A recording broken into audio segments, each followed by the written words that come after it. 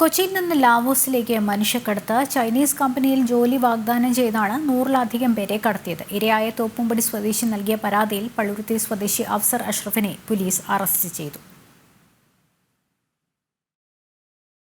കഴിഞ്ഞ മേയിലാണ് ലാവോസിലെ ഇംഗ്ലോങ് എന്ന ചൈനീസ് കമ്പനിയിലേക്ക് ജോലി വാഗ്ദാനം ചെയ്ത് തോപ്പുംപടി സ്വദേശിയായ സുഹൈബ് ഹസനിൽ നിന്നടക്കം 50,000 രൂപ വീതം മനുഷ്യക്കടത്ത് സംഘം വാങ്ങിയത്.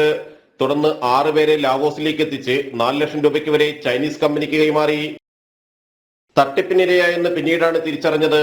ഓൺലൈൻ തട്ടിപ്പിന് വേണ്ടിയാണ് ഇവരെ ചൈനീസ് കമ്പനിയിലേക്ക് എത്തിച്ചത്. ഓൺലൈനിലൂടെ ആളുകളെ കബളിപ്പിച്ച് പണം തട്ടാനാണ് നിർദ്ദേശിച്ചത്. ദിവസം 20 മണിക്കൂർ വരെയായിരുന്നു ജോലി. ഇത്തരത്തിൽ ജോലി ചെയ്യാൻ വിസമ്മതിച്ചതോടെ കമ്പനി അധികൃതർ മാനസികമായും ശാരീരികമായും പീഡിപ്പിക്കുകയായിരുന്നു. ഇന്ത്യൻ എംബസിയുമായി ബന്ധപ്പെട്ടാണ് തട്ടിപ്പിനിരയായവർ നാട്ടിലേക്ക് മടങ്ങിയെത്തിയത്. പരാതിയിൽ പള്ളുരുത്തി സ്വദേശി അഫ്സർ അഷ്റഫിനെ തോപ്പുംപടി പോലീസ് അറസ്റ്റ് ചെയ്തു. കേസിൽ ആകെ 3 പ്രതികളാണുള്ളത്. ചൈനീസ്, ലാവോസ് പൗരന്മാരാണ് മറ്റ് 2 പേർ.